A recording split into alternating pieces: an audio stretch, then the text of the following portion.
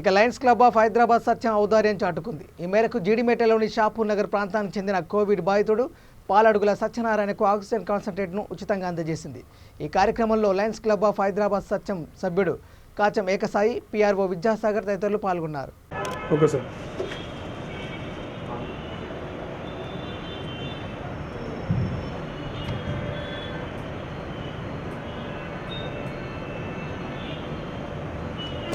Okay sir.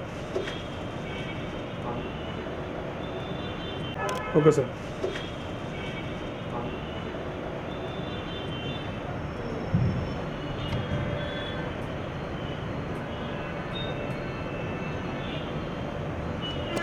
Okay sir.